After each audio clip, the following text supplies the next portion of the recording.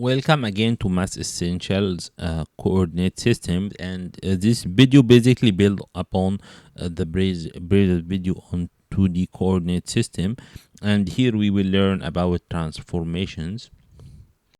So the purpose from the title, simply we want to relate the dimensions and unit vectors of the two systems which we have learned, which are Cartesian and polar. Now we want to connect the two systems together if, in case we want to transform from one to another, and we want first to connect the dimensions. So we set them in a right angle triangle. This one we have x, y, and the third one is rho, and phi is bounded between x and rho. Simply from this right angle triangle, we can say that cosine phi is actually equal to the near side x over the hypotenuse, and we have sine phi is equal to also the facing side y over the hypotenuse, and tan phi is simply y over x.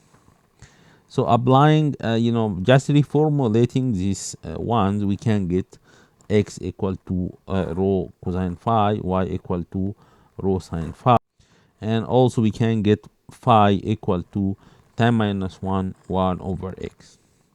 Then applying the Pythagorean theorem, we can get that in this specific right angle triangle, we can get that rho hypotenuse is equal to square root of x squared plus y squared. To complete the picture, we need to find the relation between the unit vectors.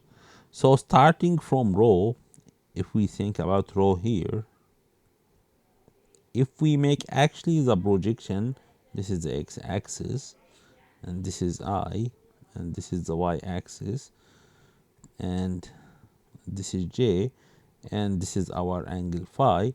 Simply rho is a projection, sorry, I is the projection of rho in the x-axis, and j is the projection of rho in the y-axis. So this means just we need to know the angle, which we already know, which is phi, and then this is the angle bounded between I and rho. We can get that I dot rho is equal to cosine phi.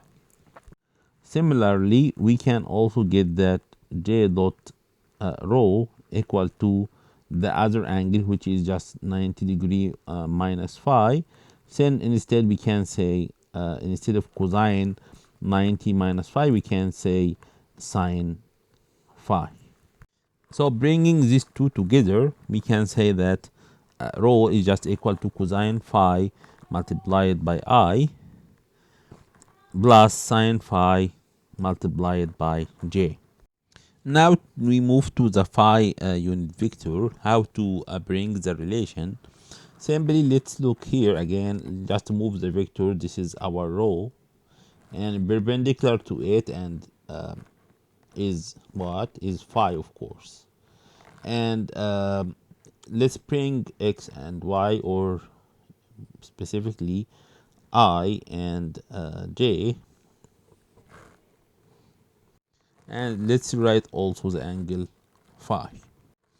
Just let's make the correct length, because it need to be like this to have same length. Now let's write also minus I. It is just the unit vector minus I here, and we will find that the angle between minus I and phi here is also equal to the angle phi. Sorry, not this angle, the angle here. This is also phi.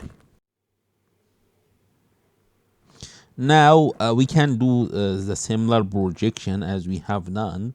So a multiplication, phi is just projection on j, and phi is projection here in minus I instead of I. Then using the angle phi, we can see that phi multiplied by j will bring us with cosine phi because they bound it, and the other angle again minus 90 minus phi is bounded between phi vector and minus I, so minus I multiplied by phi will bring us sine phi. Then we can bring all of this together.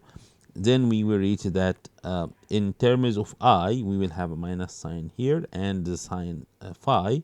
And in terms of j, we will have cosine phi. Now how we will bring the opposite relation. Simply, we use the same concept. We have I. What was the dot product with rho? It was cosine phi, so we'll bring it here and multiply by rho. And what was the dot product relation with phi? It was minus sine phi, so we'll bring it here, so we can form the vector I is equal to cosine phi in the direction of rho minus sine phi in the direction of phi. Similarly, we can do the same. Just look again to the dot product relation which we calculated here between the two vectors and substitute. We find that j is equal to sine phi rho plus cosine phi phi. Finally, we are with the takeaways of this video, and simply the coordinate system which we have learned, Cartesian and polar, are connected in terms of distance, angle, and unit vector, and using the relationship between them which we have learned, we can transform either of them to the other.